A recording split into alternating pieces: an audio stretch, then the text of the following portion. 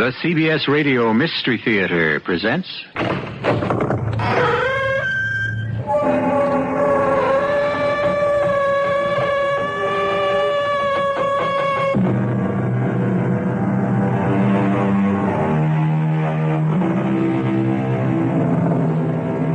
Come in. Welcome. I'm E.G. Marshall. Social scientists have been arguing for years over the troublesome question as to which is the more important influence on a child, heredity or environment. Then the argument was further complicated by Sigmund Freud with the injection of the subconscious as the key factor in human behavior. I'm not here to offer any solution, but to tell you a tale of heredity and a wild love blighted by a strange and fearsome curse. You say you love me, Marla. With all my heart. Well, then tell me why you won't come away with me. Because in this life, I must walk alone. What was that? Perhaps a sign. A sign? It sounded almost human, or like an animal. I must go. Not until you tell me. Let me go. I beg of you. Let me go before you hear worse.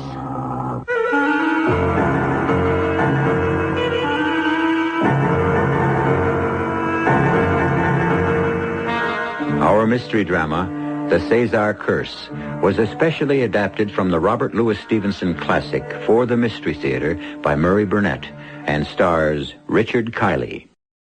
I'll be back shortly with Act One.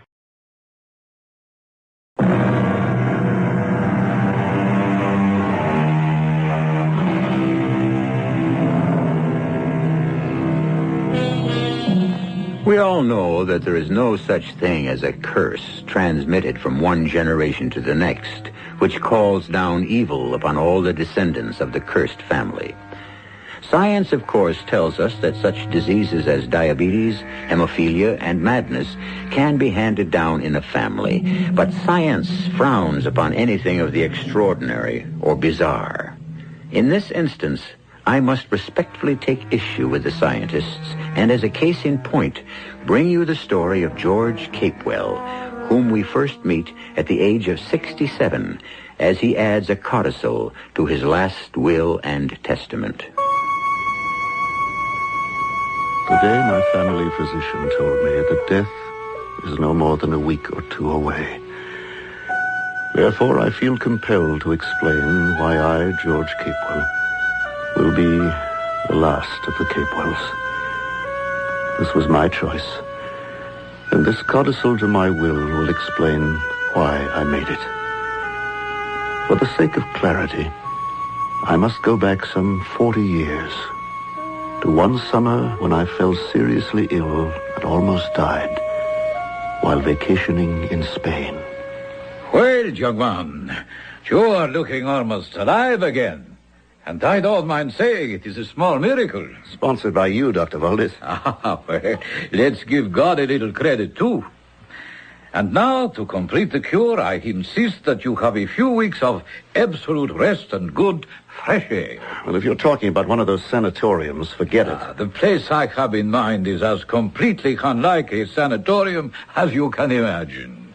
It is a residencia, the estate of a very old and proud family who have fallen upon hard times and are willing to take an American as a paying guest with one proviso. Which is? That you remain a stranger.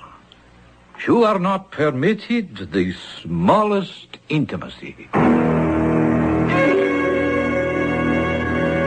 And so it came about that I found myself in an ancient, dilapidated horse-drawn carriage, driven by a young man whose appearance excited both attraction and repulsion.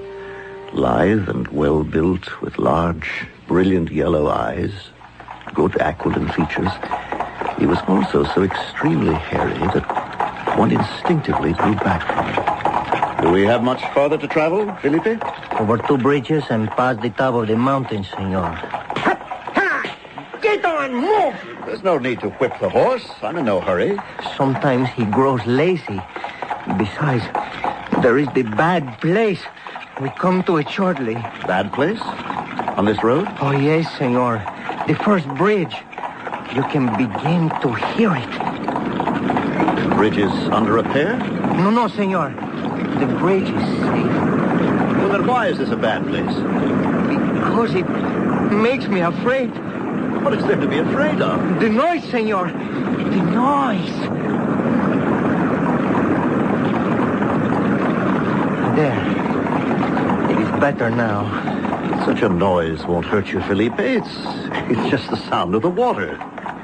So my sister tells me, senor, but still I am afraid. With that answer, I realized that there was a child's mind in that body. And from that time on, I regarded Felipe with indulgence and even a sort of liking as I listened to his innocent prattling until we drew up before a great, arched Moorish doorway secured by iron-studded gates. We arrived, senor. We are home. You can descend from the carriage now, please. Through this gate, senor. Please. This is the courtyard, senor. It is very beautiful by day. And now, senor, if you please, up these stairs. Carefully. Oh, thank you, Felipe. I don't suppose we could have more light. Alas, senor, we have no electric. Only the candles. We are here, senor. Your room. But how pleasant. How really pleasant. And a table laid for supper. That's very thoughtful. Yes, senor, it is a fine room, a very fine room. In daylight, what can I see from these windows? The courtyard, senor, and some of the countryside. It is very fine. And the fireplace, too. The fire is good. It melts out the pleasure from your bones. Well, I suppose that's one way of putting it. Those animal skins on the wall, they come from... I do not know. They have been here always. But look at the bed. See the fine sheets. How soft and smooth. You're careful with that candle. You'll set the place on fire. Here, let me have it. So smooth. So smooth. This looks like a fine wine you have here on the table. It's from a nearby vineyard. Will you join me in a glass? Oh, no, not that. That is for you. I hate it. Oh, very well. But then, Felipe, I would like to make this first glass of wine in this residencia a toast to your hospitality and to your mother, the senora. Gracias, senor. Which reminds me, when shall I have the pleasure of conveying my respects and thanks to your mother? Never. No, never. Good night, senor.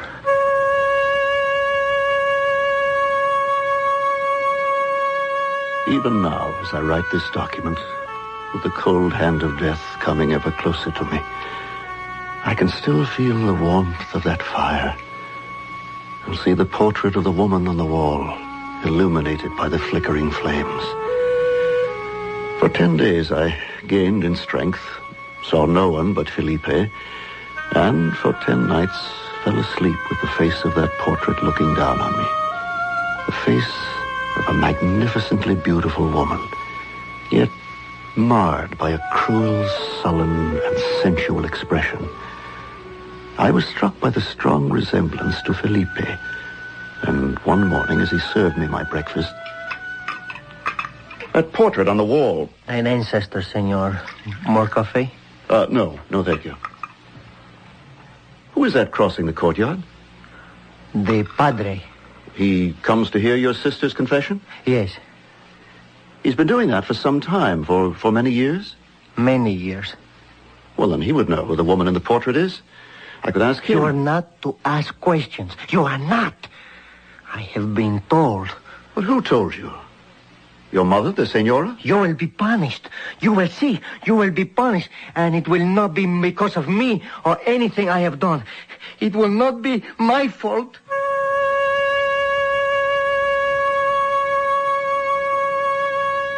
And now my pen hesitates. Even today, 40 years later, I feel ashamed. I justified my action by telling myself that I was entitled to pierce the veil of mystery that surrounded this strange household. What I refused to admit was the spell the woman in the portrait had cast upon me. Day after day, the double knowledge of her wickedness and my weakness grew clearer. So, shamefully I confess, I set out to find Felipe, to continue questioning that childlike mind. I knew I would find him in the woods, but I didn't know I'd be horrified by my discovery. Felipe, let that squirrel go. Let it go, I said. Yes, senor. I am sorry. Sorry? What kind of person are you? A little while ago, you pretended to be upset because I didn't like your coffee, and now I find you torturing a poor, dumb animal. You're the one who deserves to be tortured. I'm going to tell your mother I don't want to see you again. You're not to serve me, you understand? Please, senor, please. I go upon my knees to you. Forgive and bear with me, senor. I try so hard. Forgive me, please. Only if you promise never to do anything like this again. Oh, I promise, senor. I promise. Thank you, senor. I promise. I swear, senor. Felipe! Felipe, come back. Come back here. I want to talk to you.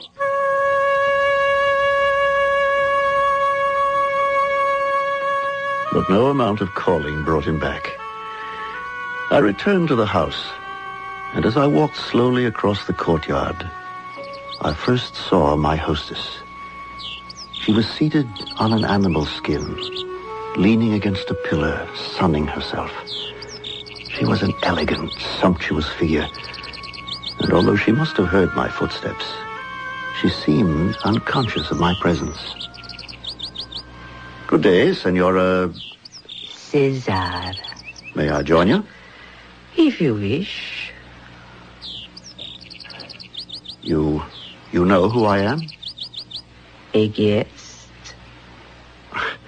I should have presented myself to you before, but your son told me you were unavailable.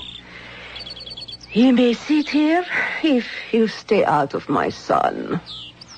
You like the sun? It warms me, and I like warmth. I really wanted to talk to you about the woman in the portrait in my room. Portrait? Yes, the painting. Surely you know it. Felipe told me she was one of the family. She fascinates me. Who was she? I think she was my mother. You think? Well, don't you know who... I beg your pardon. You look so much like the woman in the portrait. Your mother, I think you said. I really would like to know something about her. The sun is going behind the clouds. I am afraid the black wind is coming, and we shall all suffer from it. I must bid you adios. And she was gone, silently, gracefully. She was right about the wind. It came from the malarial lowlands and over the Sierras, and stormed about the house with a hollow buzzing that was wearisome to the ear, depressing to the mind, and jangled the nerves. By the time Felipe brought my supper, I was in a state of nervous exhaustion. Felipe also was in a state of nerves, his yellow eyes burning in his face like two candles, his hand shaking so that the silver clattered against the plates. For heaven's sake, stop that noise. Sorry, senor. It's the black wind. It pulls and pulls at you, telling you must do something. But you don't know what it is you must do. Your mother? She seemed to be unhappy with the wind, too. You think she's ill? Oh, senor. With this wind, who can be well? And now I must write of that black wind and blacker night. I went to bed early and couldn't sleep. But suddenly, a sound filled the house. I thought of Felipe and the squirrel. I ran to the door only to find that it was locked from the outside. It resisted all my efforts to open it. I sank to the floor, my hands pressed over my ears, trying to blot out those inhuman ravings. It was useless. The last thing I heard before losing consciousness was those ravings from hell.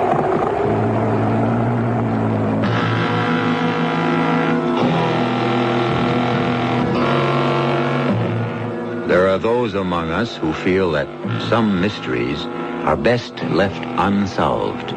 Some secrets never should be told.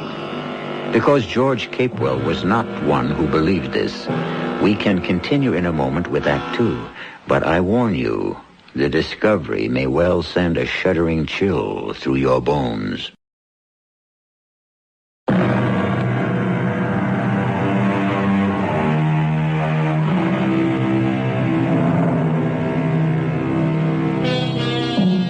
Everyone within the range of my voice has experienced some evidence of love's blindness. The doting male sees his beloved as perfection, whereas the young girl may see his faults, but is certain that all that's needed to correct them is the gift of her love. George Capewell was destined to fall in love, profoundly, electrifyingly, overwhelmingly, for the first and last time in his life, only to find that this all-consuming passion was to lead him to the very brink of hell. I must continue with this writing, so you will know why I leave this earth with no child to carry on the name of Capewell. Even though the writing brings back all the anguish and terror of those days more than 40 years ago. When I awoke on the floor the morning after the terrible night of the black wind, the sun was shining, and a cheerful Felipe appeared with my breakfast. Good morning, senor. Is it not a beautiful day? Yes, beautiful. And quiet. Well, that'll be enough coffee for the moment. Yes, senor. What were those dreadful cries I heard last night? The wind, senor? You know that's not true. And I mean to have the truth.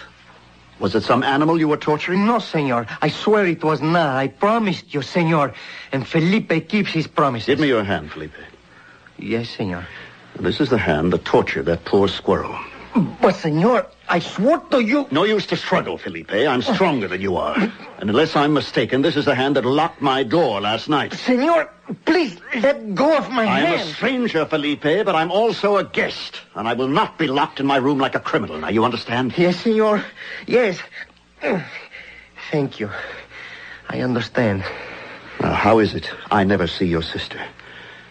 Does she have some reason for avoiding me? My sister is a good girl. It is she that keeps me up, senor. Without her, I would be lost, senor. Then no doubt she's reproved you for your sin of cruelty. 12 times. And when I told her what you had done in the woods, she was pleased.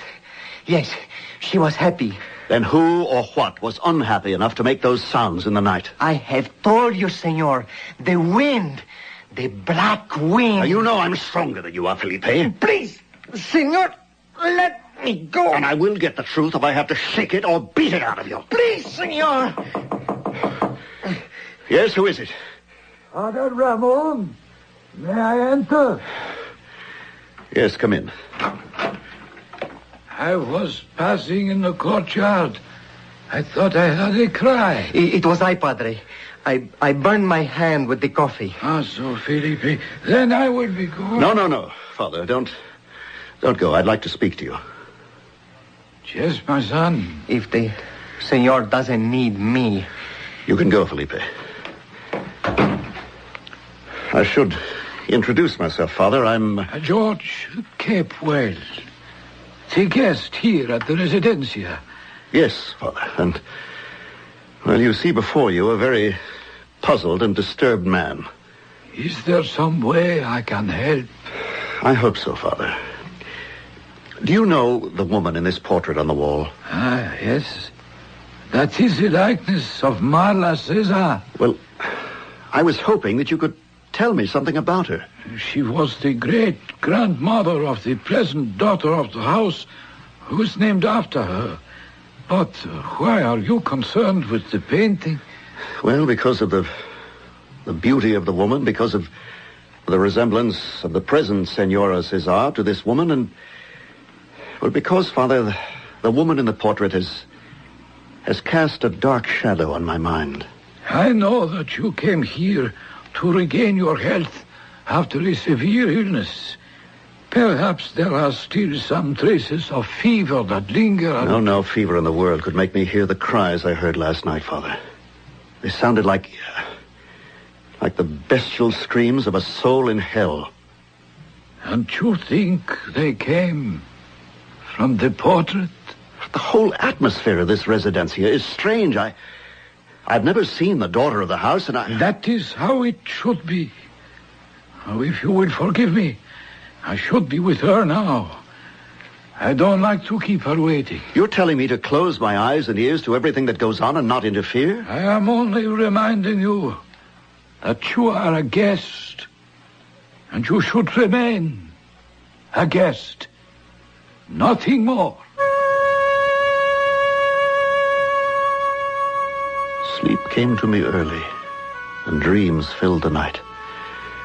I tossed and turned as the dreams became more and more vivid. And then I remember waking to see that somehow the beautiful face had left its frame and was bending over me. Only the face was younger than in the portrait and softer, with great eyes that looked deep into mine. I tossed off the bedclothes and struck a match to light a candle. Where are you? Come back, please. I know you were here. Come back, I won't harm you.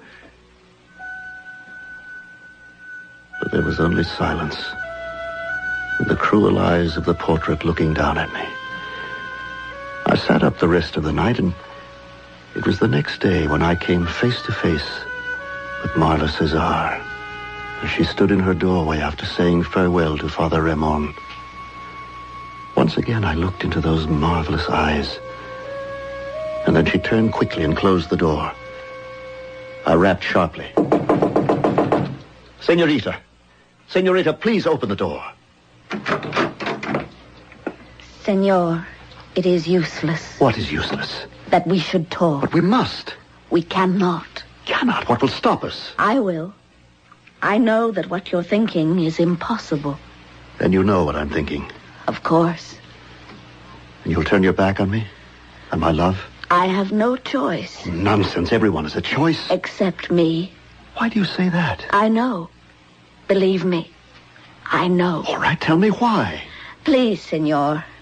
It is not permitted to love me. Who will not permit it? I will not. Well, then again, I ask you why. If you really loved me, you would not ask me. If you really loved me, you'd tell me. I did not say I loved you. But your eyes speak for themselves. You knew we loved from the moment our eyes first met. Are you not ashamed? Of my love for you? No, never. Of breaking the rules under which you came to be a guest in this house. Of using your worldly wisdom to make me betray myself and my family. Are these not shameful, senor? I only know that I love you and you love me.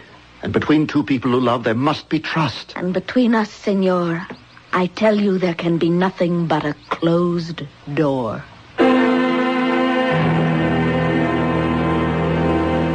As I look at the pages I've already written, I feel now as I felt then, the urge to stop, to seek no more answers. In my heart, I knew that the beautiful creature I loved had a strange mother and a pitiful brother. My heart told me that she was a child of an afflicted house. But all that mattered was that I should make her mine. For 2 days I walked in the woods with her image ever before my eyes. But she didn't appear. Then, on the 3rd day, Marla, my beloved, you came to me. Yes, I came to you and I shouldn't. And I hate myself for it. I hate myself for my weakness. Love isn't a weakness. For me, it is. And it gives me strength. Strength to ask you to marry me and to come away with me as my wife. You don't know what you're saying. I'm saying marry me and come away from this place. Come to my country and my house and let me show you how much I love you and how much I can give to you. I can't. Marla, we were drawn together by the miracle of love. It would be a sin to ignore this miracle. This is madness. Goodbye. Marla, come back. I won't let you go. You must. Never. Please, don't touch me. Don't be afraid. Once my arms are around you and our lips have met, you'll see that I'm right. You'll know that we belong together. Oh no. No. No.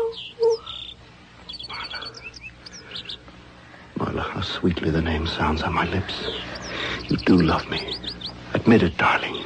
You will go away. Today. You will leave the residencia. And you must never return.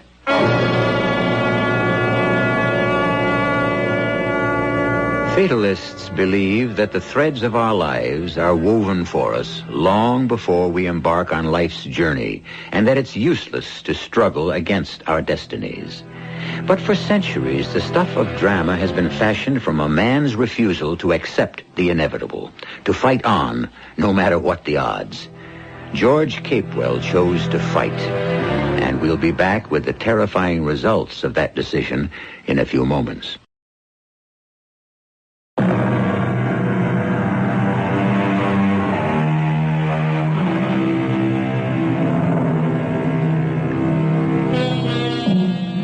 To find love, only to lose it, is an age-old story. But usually the rejected lover knows in his heart why he's been rejected. George Capewell sensed that Marla Cezar had refused to marry him out of a nameless but genuine fear, a fear which he himself felt hung heavily over the Cezar household.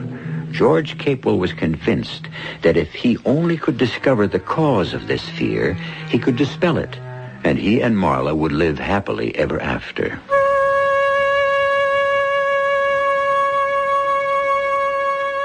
As my life and this last will and testament draw near to a close, it becomes ever more difficult for me to find words adequate to describe the anguish and terror I felt more than 40 years ago in the remote and fear-ridden Cezar residencia. I remember crossing the courtyard on my way to my room, trying to dam the raging torrent of my thoughts and seeing the sensuous figure of Senora Cezar dozing contentedly in her favorite spot in the sun. Senora. Mm-hmm. Senora, I'm sorry to disturb you, but I must talk with you. Must? Why? Your daughter has asked me to leave your house. Why'd you come to me? I want to know if you want me to go also. You have done nothing to annoy me. What did you do to annoy her? I fell in love with her and asked her to marry me. Malice, a very pretty girl. Very pretty. I know she loves me, and yet she asked me to leave. She has some reason for wanting me to go away, and, well, it occurred to me that maybe the reason concerns you. I took care of Marla when she needed me. Now she's a grown woman. She can do as she pleases. What was it that made those hellish sounds the other night? Sounds? What sounds? Well, surely you must remember it. It was the night of the black wind, and the cries and the screams of pain came from the throat of some animal or some human that was undergoing torment. They shook the house. I heard nothing. But then I sleep very soundly.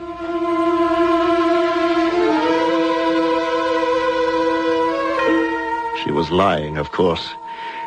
I reached my room in a black rage and found a note in Marla's handwriting. I took it to the window to read. The words are seared into my brain. It read, "If you have any feeling for me, any love for Marla, go from here today. I beg of you, go." Almost insane with rage, I slammed my fist through the window. The pain and the blood flowing from my arm brought me partially to my senses. I tried to stem the flow of blood, but the cut was too deep. Through the shattered window, I saw the Senora. I ran down the stairs to the courtyard and approached her, holding out my arm. Senora, as you can see, I've cut myself rather badly. Could you help me stop the bleeding? Senora, what are you doing? Senora! For God's sake, stop! Stop it! Help! Let me! Pull it off! Oh, dear God! Get her teeth out of his arm! Mama! Mama! Stop it! Leave me! Get her hair! Pull! Pull for the love of God!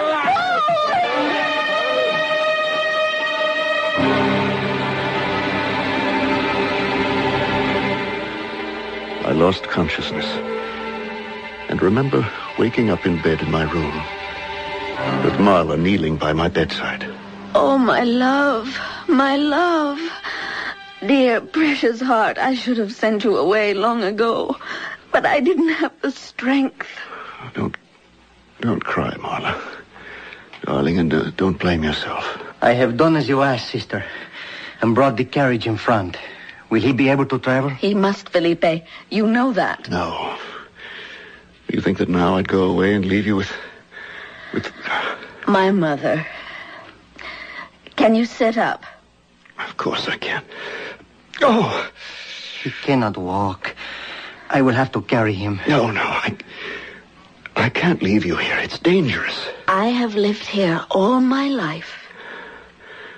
Now that there are no longer any secrets between us, you must come with me. Felipe, he must have a doctor. Take him where there will be no questions asked, and he can be attended to.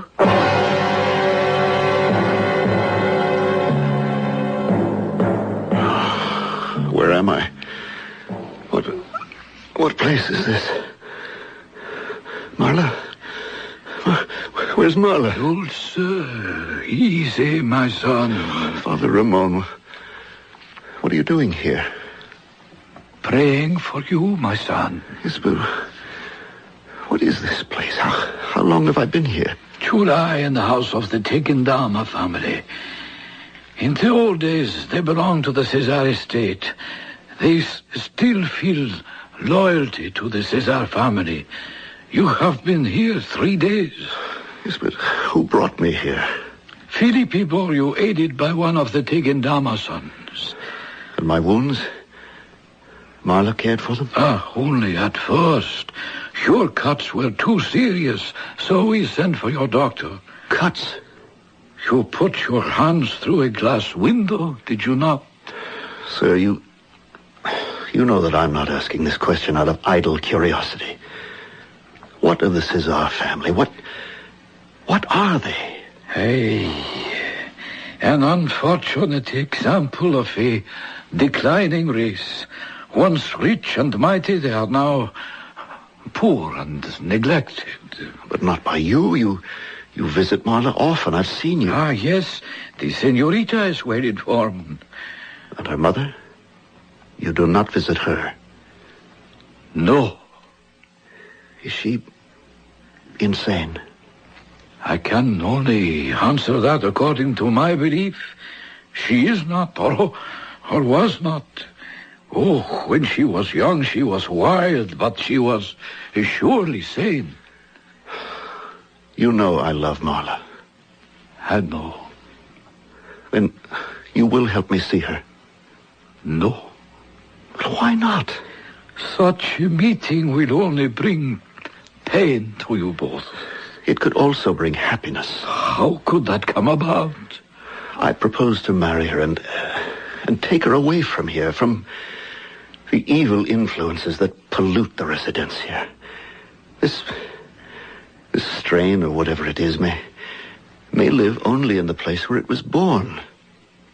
If Marla were to be removed from this place with a man who loved her devotedly, wouldn't there be a chance?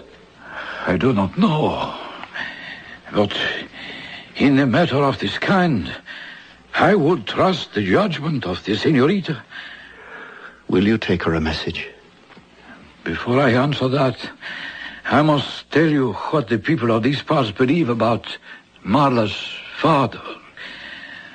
Marla's father was a good friend of the head of the house you are in now, the Tegendama house. One day he and his friend delivered some packages to the residencia. The friend met Marla's mother, then a young woman, and immediately fell in love. All the villagers knew it and warned him, but he could talk and think of nothing but the woman. The way I feel about Marla. Yes, my son, but with a difference. In wintertime there are terrible storms upon the mountain, and the passes become dangerous. On this one night, Francisco Tegendama and his friend found themselves on the pass before the residencia. It was a wild night with snow and wind. And now I use the words of Francisco, who swears that Mara's mother came out upon the gallery with a lamp in her hand and called to them. Francisco says there was death that night on the mountains, but he felt there was worse inside the house. And did they go in? Francisco's friend did, but Francisco wouldn't. He says that he even went down on his knees in the snow and begged his friend not to enter. But to no avail. Well, what happened? Heaven knows. The man was never seen again. Will you tell Marla I must see her? I will, my son. I promise. But still, she may not come. You both know me. Tell her that unless she comes to me, I will go to her. I will return to the Residencia.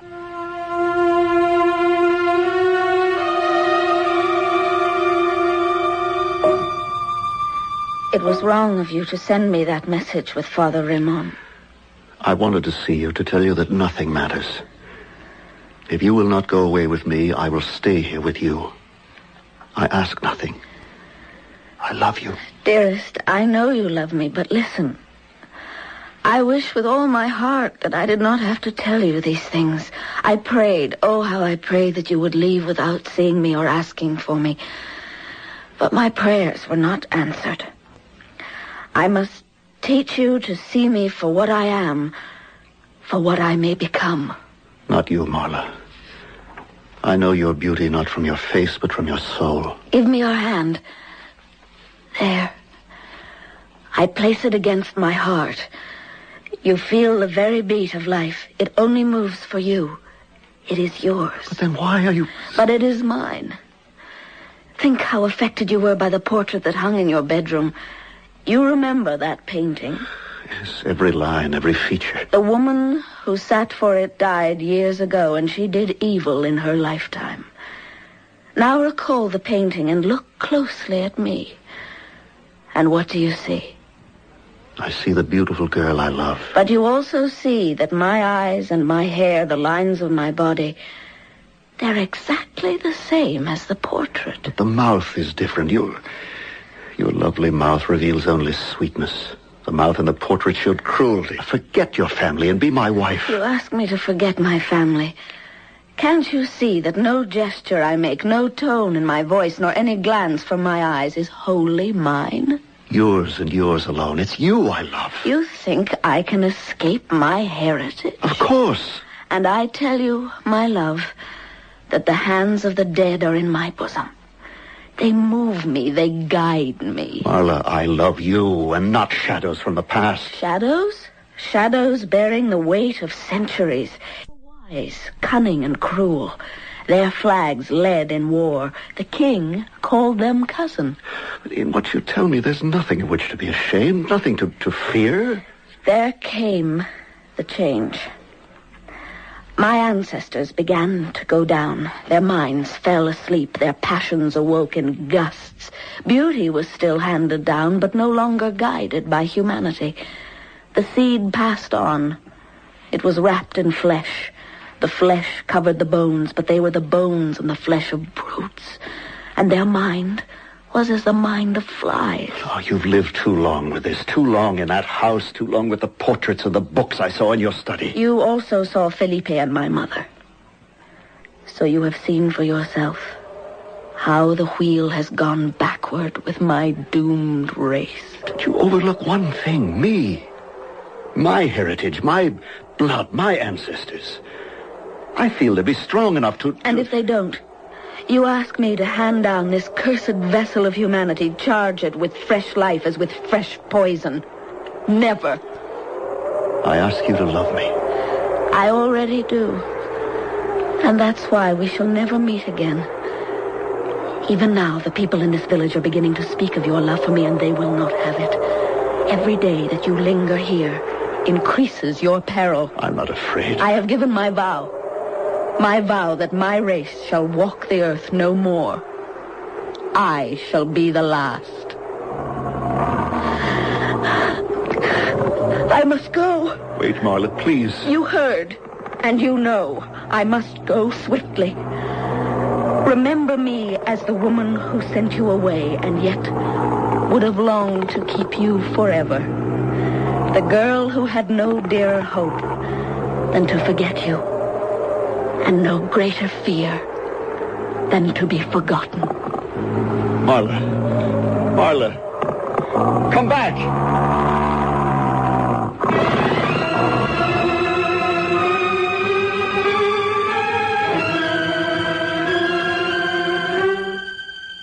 Now I can lay down my pen. My tale is told, and it answers the question I evaded for so long. Why I never married. Whether what I've written here is believed or disbelieved is of no importance. What is important is that I proved one fear of my beloved Marla to be groundless. Her fear that she would be forgotten.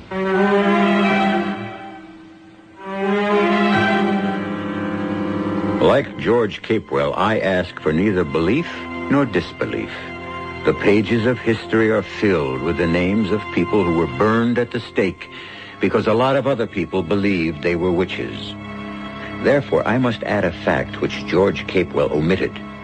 A few months after he returned to his home in America, the newspapers reported the destruction by fire of an ancient residencia in Spain belonging to the Cezar family. I'll be back shortly.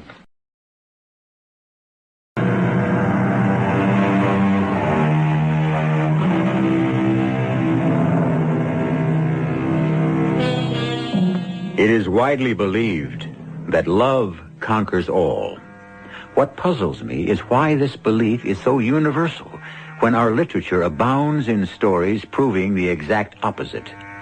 My fancy is that we want to believe in the conquering power of love and goodness to balance our beliefs in the bad dreams of demons and destruction that at times haunt us all. Our cast included Richard Kiley, Roberta Maxwell, Anne Pitoniak, Bob Kaliban, and Ian Martin. The entire production was under the direction of Himan Brown. And now, a preview of our next tale. Now, who could that be? I'm afraid I know. Jerry Ferris tried to reach you half hour ago. He left word to call him. Honey, why didn't you tell me? I did want you at least to have your dinner. Oh, well. Hello? Bill, saddle and ride. Not me, friend Jerry. I'm starting my 48 hours off. We got us a homicide. The address is 718 Hayes. You don't need more than 15 minutes to get here. Ferris! Yeah, I better run. Can't you just finish? No, dear. I don't even know what kind of homicide we're up against. I better get right over there. I'm sorry. Well, it isn't as if you didn't warn me before we were married. 718 Hayes. 718 Hayes. What, Bill? It's the address where I'm supposed to meet Jerry. That's northeast, isn't it? Yeah. Now, why should that address sound familiar? This is E.G. Marshall inviting you to return to our Mystery Theater for another adventure in the macabre. Until next time, pleasant dreams.